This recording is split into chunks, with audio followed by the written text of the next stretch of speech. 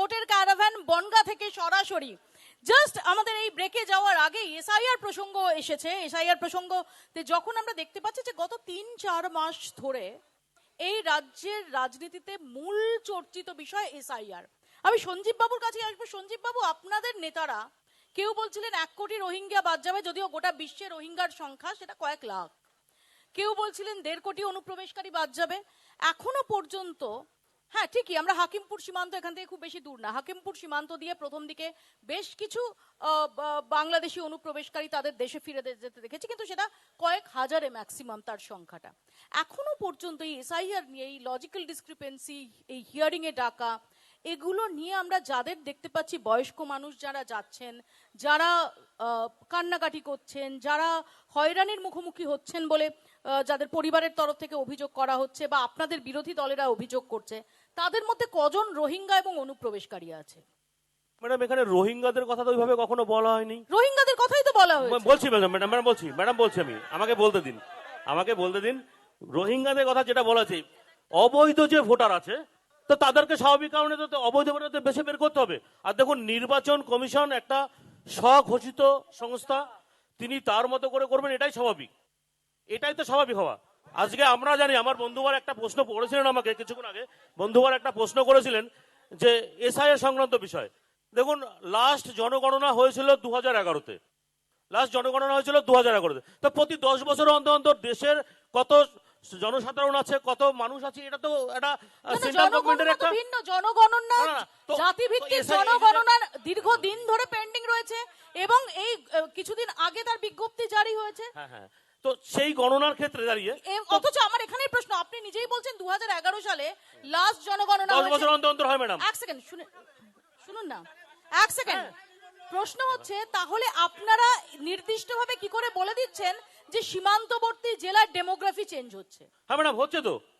কি করে হচ্ছে না আপনি বলুন। পশ্চিমবঙ্গের যেসব জায়গাগুলোতে কাঁটাতার নেই, আজকে সেই সব জায়গা থেকে দুষ্কৃতীরা ঢুকছে, ভারতবর্ষে প্ল্যান এক্সিকিউট করছে, করে তারা বেরিয়ে যাচ্ছে অবাধে। তাহলে এটা কি হচ্ছে? আজকে পশ্চিমবঙ্গ সরকারের কাছে জমি চাইছে, তারা জমি দিতে চাইছে না, তাহলে তারা যদি জমিটা না দেয় তাহলে ফেন্সিংটা কি করে দেওয়া হবে? তাহলে কি আপাত মস্তকে দেখা যাচ্ছে না যে এরা রাজ্য সরকার মদত দিচ্ছে, সন্ত্রাসের মদত দিচ্ছে? এটা কি আমরা বলবো না? বারবার করে কেন্দ্র সরকার জমি চাইছে, সেই জমিটা আমি আবার ভারতীয় জনতা পার্টির বন্ধুদের বলি। আমার প্রশ্নটা শুনুন, ধৈর্য ধরুন। যে কথাটা বলছেন সঞ্জীব বাবুরা, এটাও তো ঘটনা যে আমাদের ভোটার তালিকায় যে অবৈধ ভোটার একেবারে নেই, এটা আপনারা হলফ করে বলতে পারেন না। বেরোচ্ছে তো একটা অন্য ধর্মের মানুষ, বাবা স্বাধীন একটা অন্য ধর্মের মানুষকে প্রয়োজন, জন্মের আগে বার্থ সার্টিফিকেট বেরিয়ে যাচ্ছে না ম্যাডাম। আমি প্রথমেই বলি যে ওই যে 1 কোটি রোহিঙ্গা বাদ যাবে, এটা রাজনৈতিকভাবে অশিক্ষিত হলে এই সব কথা আছে যে 1 কোটি রোহিঙ্গা বাদ যাবে, কারণ 1 কোটি রোহিঙ্গা সারা বিশ্বেই নেই, এটা এক। দুই হচ্ছে উনি যেটা বললেন যে রোহিঙ্গা মানে হচ্ছে অবৈধ ভোটার। রোহিঙ্গা বলতে অবৈধ ভোটার বলছে। অবৈধ ভোটার 2024-এ যাদের ভোটে শান্তনু ঠাকুর নির্বাচিত হলেন, যাদের ভোটে শান্তনু ঠাকুরের ভোটে নরেন্দ্র মোদী প্রধানমন্ত্রী হলেন, সে অবৈধ ভোটার যাদের এখন এসআইআর এর নাম করে বাদ দেওয়ার চক্রান্ত হচ্ছে, তাহলে তারা রোহিঙ্গা, তাদেরকে রোহিঙ্গা বলছে। তাহলে এগুলো বাংলার মানুষ আগের দিনে প্রমাণ করবে। আর অনুপ্রবেশকারী প্রসঙ্গে যেটা বলা হচ্ছে, সেটা তো যারা সীমানা পাহারা দিচ্ছে তারা তো কেন্দ্রীয় সংস্থা, তারা বিএসএফ রয়েছে, বিজেপির বক্তব্য বিএসএফ রয়েছে, সেখানে কেন্দ্রীয় নিরাপত্তা রক্ষী রয়েছে। আমি যখন কথা বলবো একটু শুনতে হবে, আপনাকে একটু পজ নিতে হবে। এখানেই তো কেন্দ্রীয় স্বরাষ্ট্রমন্ত্রী এখানে এসেও, এ রাজ্যে এসেও বলে গেছেন যে আসলে আপনারা জমি দিচ্ছেন না, যে কারণে বিএসএফ তাদের যে ফেন্সিং, সেই ফেন্সিংটা করা যাচ্ছে না। এ বিষয়ে আমি বলি যে বিএসএফ থেকে না, একই এই ভাই এ কি হচ্ছে? এটা মাস্তানি জায়গা না, একদম না, একদম না। চুপ করে, কেউ ওদিকে তাকানোর দরকার নেই তো, চুপ করে, একদম না। আমি কোন দিকে স্টপ করাবো আমি জানি। আমি আপনাকে একটা কথা বলি যে কেন্দ্রীয় আমার স্বরাষ্ট্র জ্ঞান দিয়ে লাভ নেই ভাই। জাস্ট বিহেভ ইয়োরসেলফ, কেন্দ্রীয় একদম এদিক থেকে কোনো উস্কানি না। কেন্দ্রীয় হাততালি কিসের? এই যে ম্যাডাম, একদম কোনো উস্কানি না, একদম না। বলুন।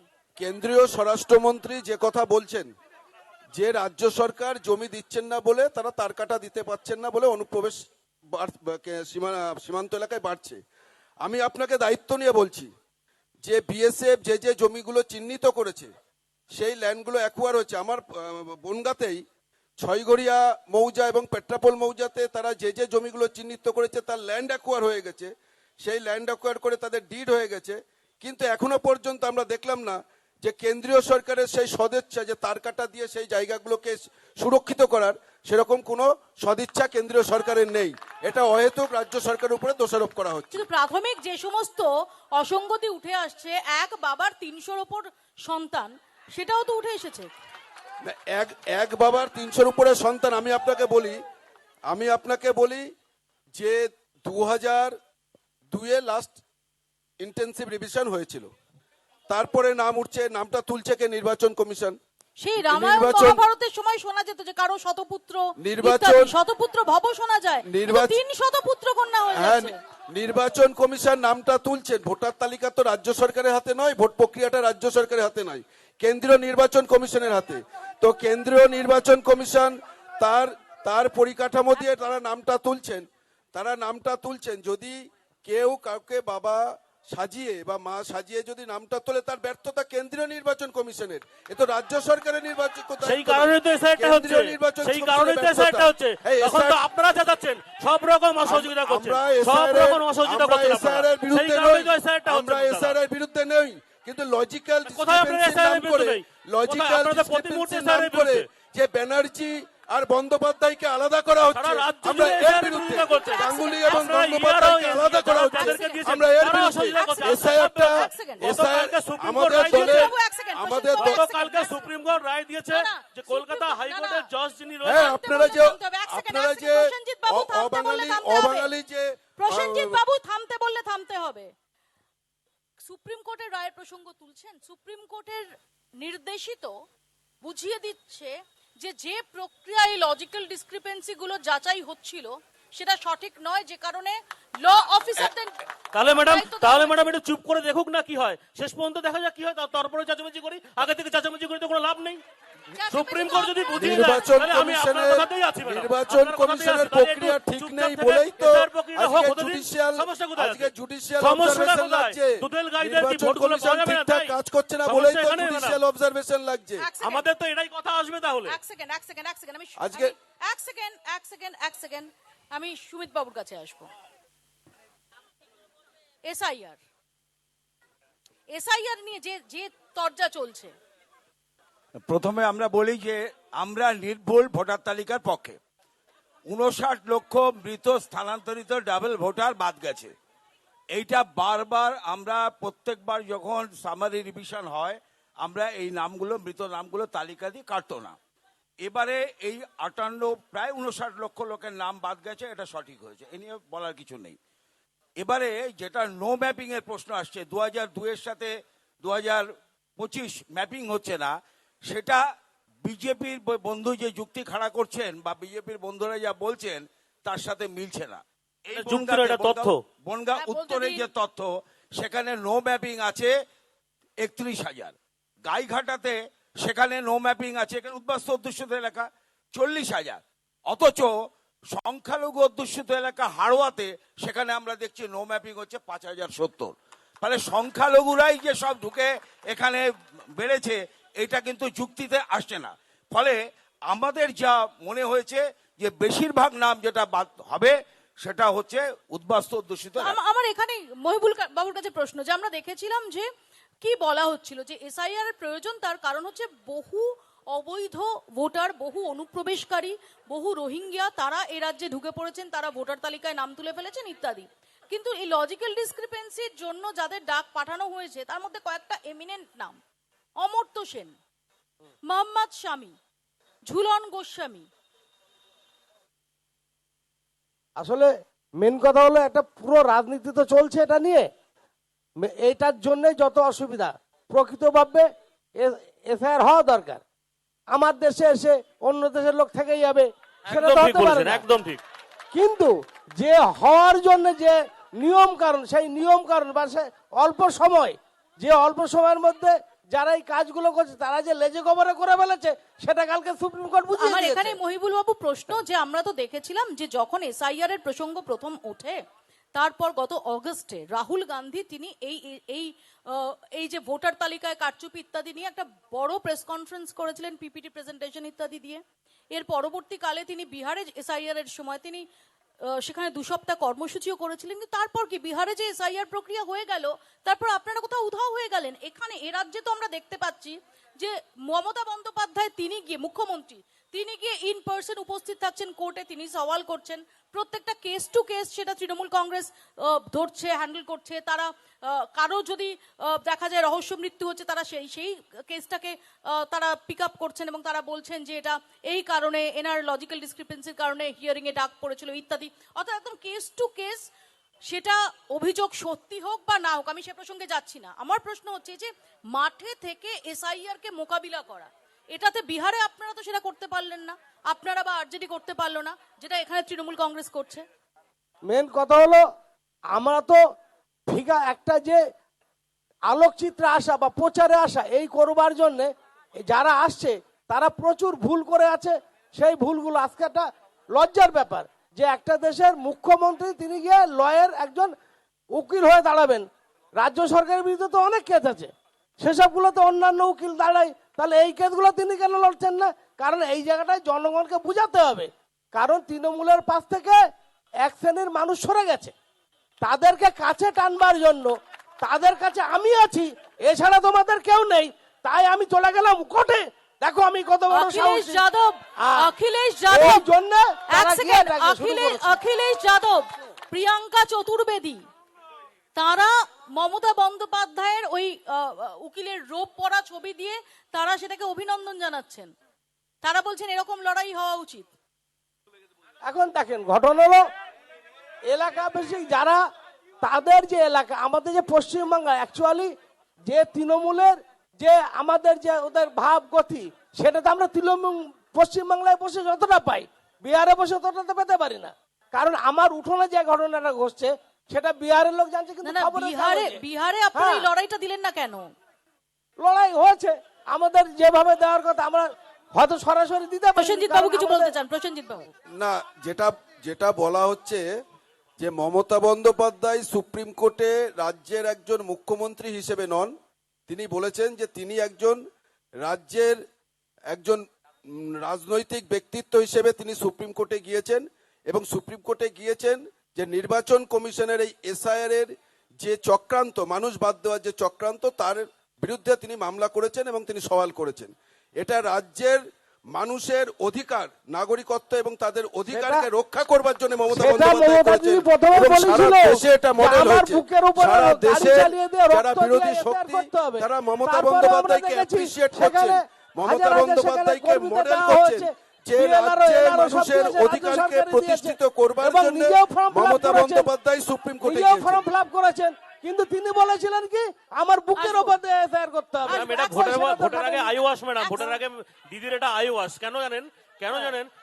সাধারণ কার্যকর্তা তো দেখাতে হবে যে আমাকে কিছু ভোটের সময় তো এসআইআর তো আর আটকাতে এটা পারেনি। আইওয়াস, উনি তো আগে অনেক বড় বড় কথা এটা বলেছেন। আইওয়াস ভাইপো, কি, দিদি এটা অনেক কথা কি বলেছেন। অনুয়াস? যেহেতু উনি সেটা আটকাতে সুপ্রিম পারেন নাই, কোর্ট এটা নিয়ে গতকালকে কি করলেন? ভার্ডিক্ট ওখানে দিয়ে গিয়ে তো দিয়েছে। সওয়াল জবাব করলেন। সুপ্রিম কোর্ট সাধারণ- বলেছে সাধারণ যে মানুষ নির্বাচনের বলেছে। নির্বাচন দেখো, কমিশনের আমি প্রক্রিয়াটা বলতে ভুল, পারি না। তার এটা জন্য বুঝতে পারি না। জুডিশিয়াল অবজারভেশন দিয়েছে প্রচার সুপ্রিম থাকতো। কোর্ট।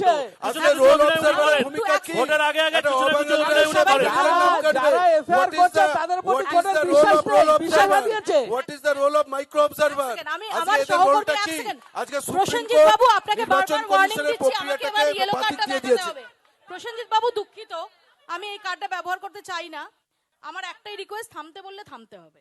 আপনাকে এই নিয়ে 3 বার বলতে হলো আমাকে, সরি।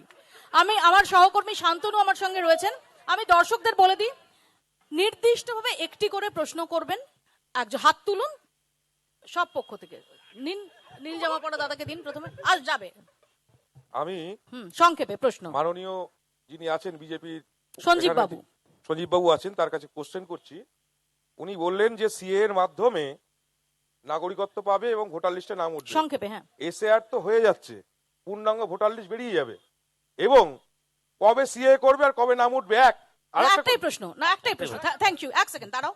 ম্যাডাম, উত্তর নিই। গতকালকেই সুপ্রিম কোর্ট রায় দিয়ে দিয়েছেন যে 28 তারিখ ভোটার লিস্ট বেরোবেন। 28 তারিখ, ম্যাডাম আমি বলে দিই, হ্যাঁ 28 তারিখ ভোটার লিস্ট বেরোবে।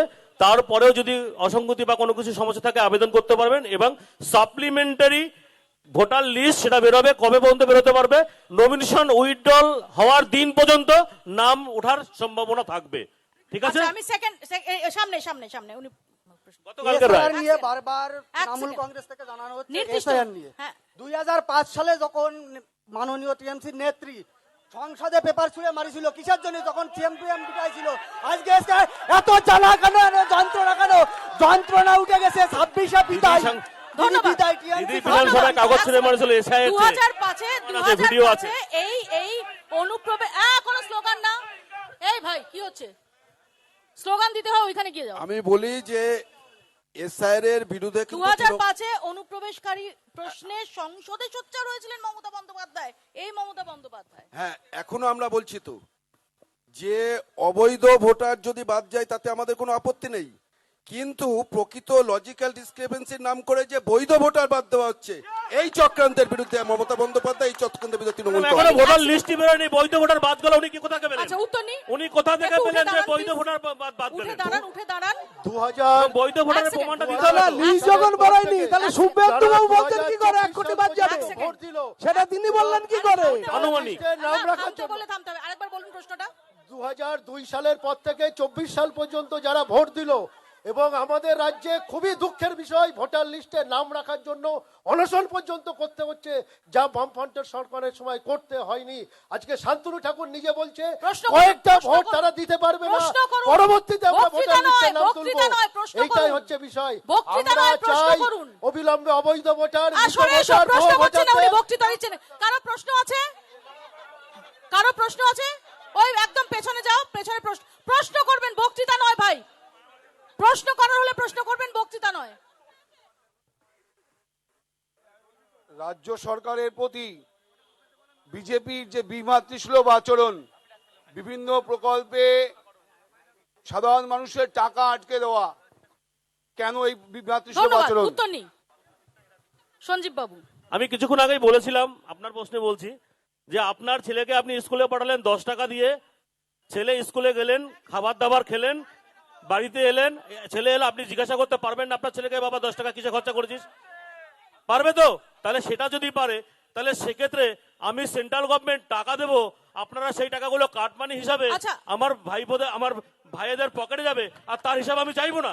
আর আমি আচ্ছা। যদি হিসাব চাইতে যাই তখন আমি খারাপ, তখন আমি second, খারাপ। এক তাহলে আমাকে হিসাব দেবেন, আপনি এক টাকা second, নেবেন। এক আমাকে second। হিসাব দিন, টাকা নিন, সমস্যা সঞ্জীব নেই। বাবু, সঞ্জীব আমি বাবু। হিসাবই তো পাচ্ছি না। সঞ্জীব বাবু, এক সেকেন্ড।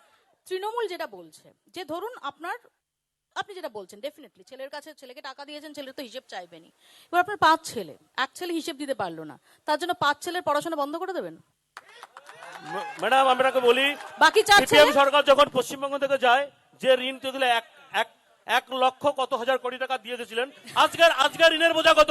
আজকে আপনার আমার ঘরে যদি একটা সন্তান জন্মায়, নিয়ার অ্যাবাউট 80,000 টাকা সে মাথায় ঋণ নিয়ে জন্মাচ্ছে। তাহলে এই টাকাগুলো এতদিন কোথা থেকে পাচ্ছে? কে দেয়নি? সেন্ট্রাল গভর্নমেন্ট দেয়নি? আমফানের সময় দেয়নি? আমফানের সময় দেয়নি? এক সেকেন্ড। যেদিনকে আমফান হয়েছে 4টে জেলা না 5টা জেলাকে প্রসেনজিৎ বাবু। সেন্ট্রাল গভর্নমেন্ট আমি আমার- 1,000 কোটি টাকা অনুদান দিয়েছে, দেয়নি?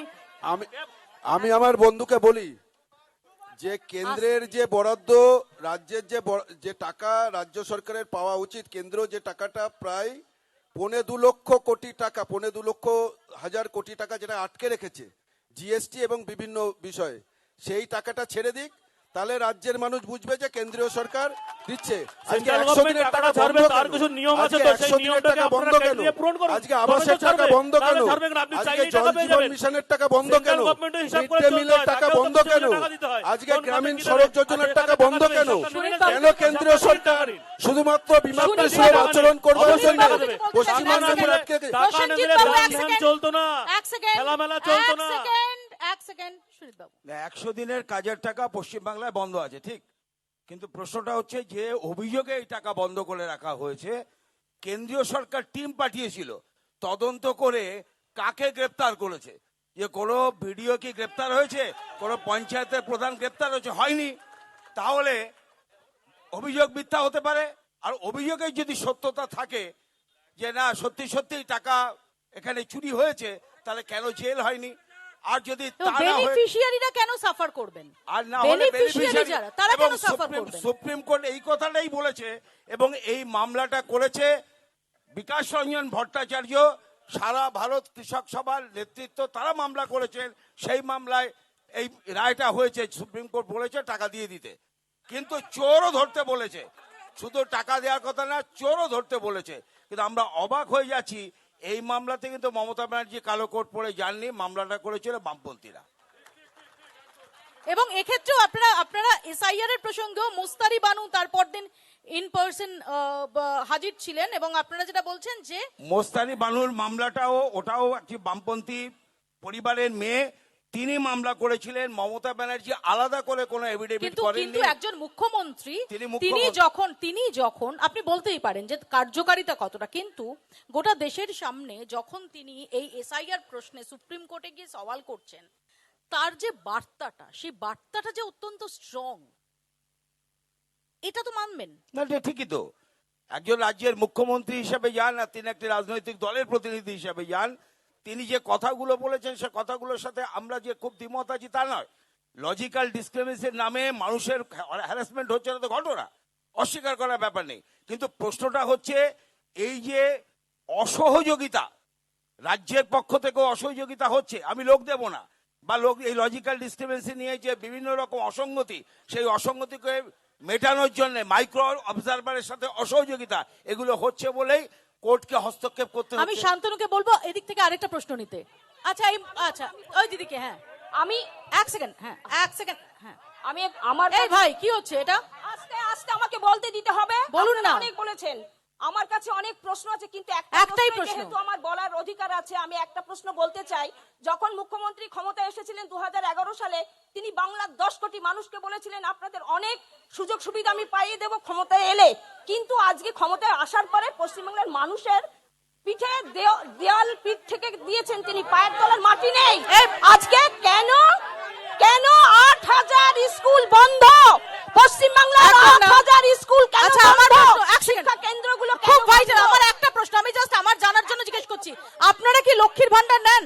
লক্ষ্মীর ভান্ডার আমরা নিই না, বেছে বেছে দেওয়া হয়। আমরা চাকরি চাই, বেকার সমস্যার সমাধান করতে চাই, চাকরি চাই পশ্চিমবাংলার। উত্তর নি প্রসেনজিৎ বাবু, এক সেকেন্ড, এখান থেকে কোনো এগুলো চলবে না। আচ্ছা, একটু শান্ত হয়ে উত্তরটা শুনুন। এক সেকেন্ড। 2011 সালের মে মাসের 20 তারিখে মমতা বন্দ্যোপাধ্যায় পশ্চিমবঙ্গে মুখ্যমন্ত্রী হয়েছেন। তারপরের থেকে যতগুলি সংক্ষেপে।